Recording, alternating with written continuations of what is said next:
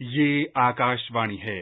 प्रस्तुत है कार्यक्रम सुर्खियों में। इसके अंतर्गत सुनिए विशेष चर्चा, विश्व भर में आयुर्वेद और योग को मिलता बढ़ावा।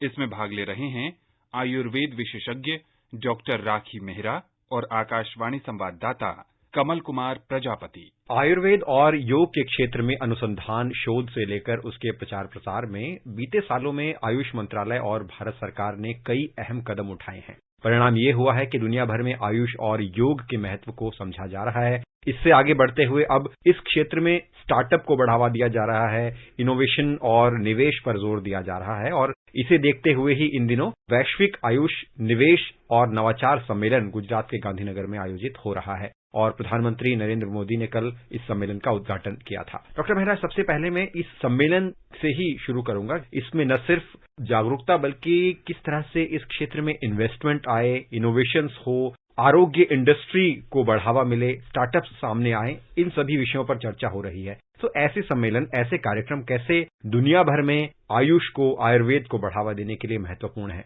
जब हमारे ही अपने इंडियन सिस्टम ऑफ मेडिसिन आते हैं तो उसमें आप देखिए कि सबसे पहली बात है कि आयुर्वेद का नाम बहुत सम्मान की दृष्टि से लिया जा सकता है।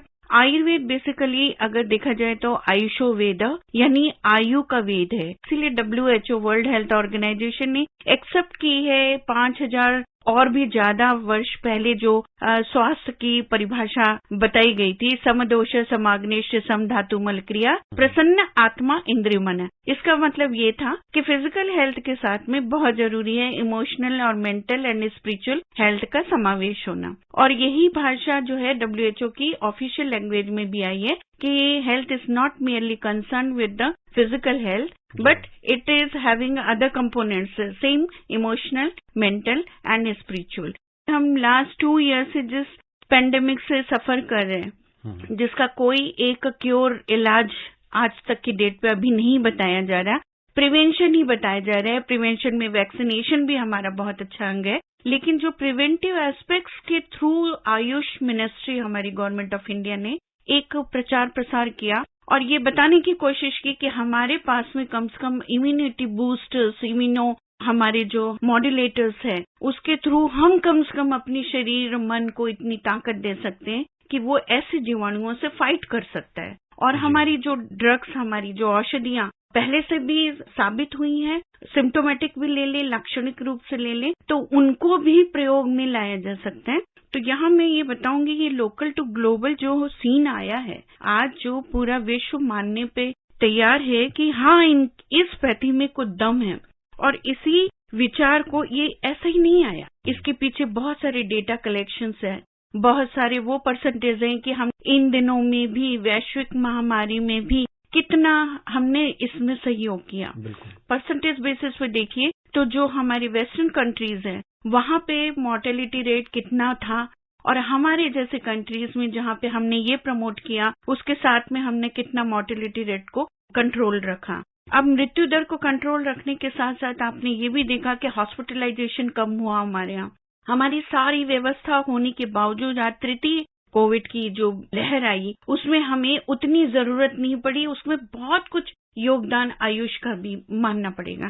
इसको विश्व ने माना और इसी को आगे बढ़ाते हुए तो इसमें बहुत बड़ा योगदान हमारी मिनिस्ट्री ऑफ आयुष यानी आयुष मंत्रालय का है, जिन्होंने समय समय पे इसमें एक पुरजोर कहीं न कहीं डेटा के लिए एविडेंस बेस्ड और ये बताने की कोशिश की है कि उसमें एक गाइडलाइंस हमने समय समय पे मिली। तो आज स्थिति ये है कि global traditional medicinal research centre के नाम से WHO ने सोचिए जामनगर में हमारे खुद का अपना research and teaching and training centre है, वहां पे ही हम उस जगह को चुना क्योंकि उसका इतिहास है और 1-2 दिन का नहीं है, बरसों का इतिहास है जहां से डेटा रेज हो रहे हैं। ऐसे ही नए नए हमारे संस्थान बन रहे हैं। हमारे ऑल इंडिया अखिल भारतीय आयुर्वेद अनुसंधान संस्थान है, दिल्ली में है, national institute of Ayurveda Jaipur में है। तो यहाँ हर स्तर पे, OPD स्तर पे, प्राइमरी हेल्थ सेंटर के स्तर पे, कम्युनिटी हेल्थ सेंटर से, तो हम हर जगह, इवन हमारे आयुष डॉक्टरों ने बहुत अच्छा काम किया पूरे कोविड के टाइम।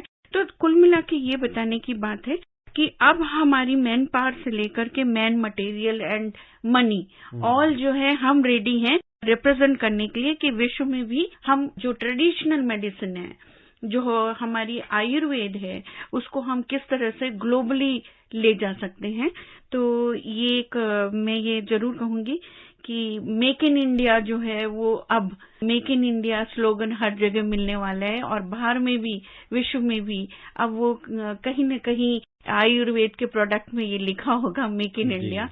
बिल्कुल। और डॉक्टर मेहरा, योग और आयुर्वेद को लेकर बीते वर्षों में हमने देखा है कि विश्व स्तर पर एक रुझान पैदा हुआ है। अब कई देशों में योग और आयुर्वेद इस पद्धति को लोग अपनाने लगे हैं, अपनी दिनचर्या का हिस्सा बनाने लगे हैं और भारत सरकार ने इस संबंध में कई प्रयास किए हैं इसको प्रोत्साहन देने के लिए। उदाहरण के तौर पे मैं कल प्रधानमंत्री के संबोधन से कुछ बातें अगर जोड़ूं तो उन्होंने कहा था कि अब आयुर्वेद के मामले में जो लोग बाहर से आकर यहाँ चिकित्सा लेना चाहते हैं तो उसके संबंध में एक विशेष आयुष वीजा लॉन्च किया जाएगा।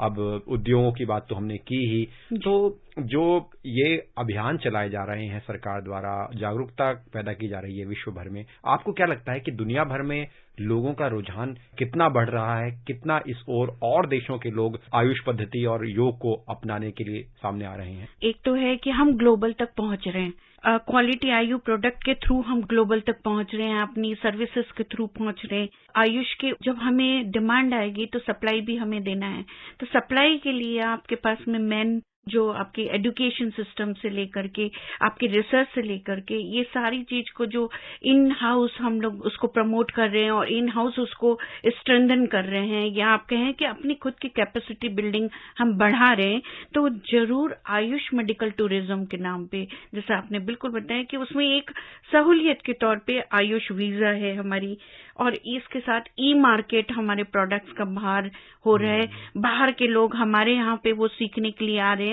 क्योंकि आयुर्वेद जो है वो भारत की देन है और भारत की देन है, यानी भारत में वो काफी संपन्न स्थिति में है।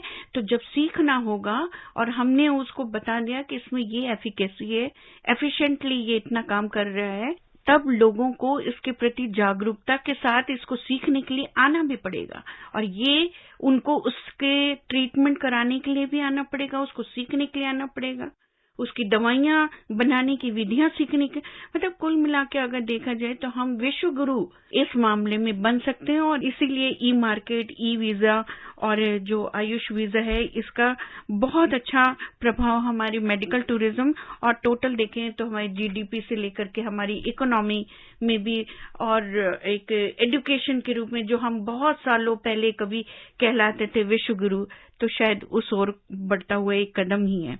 तो आप ये देखिएगा कि विश्व के 50 से अधिक देश जो हैं वो भारतीय चिकित्सा पद्धति आयुर्वेद को मान्यता देने के लिए अब MOU साइन करने, मेंबर ऑफ अंडरस्टैंडिंग आयुष मंत्रालय साइन करने के लिए घनिष्ठ प्रयास भी कर रहे हैं। तो ये एक आप समझ सकते हैं कि आयुष प्रोडक्ट्स का निर्यात अगर बढ़ रहा है तो आयुष एक्सपोर्ट्स प्रमोशन काउंसिल भी बन रही है।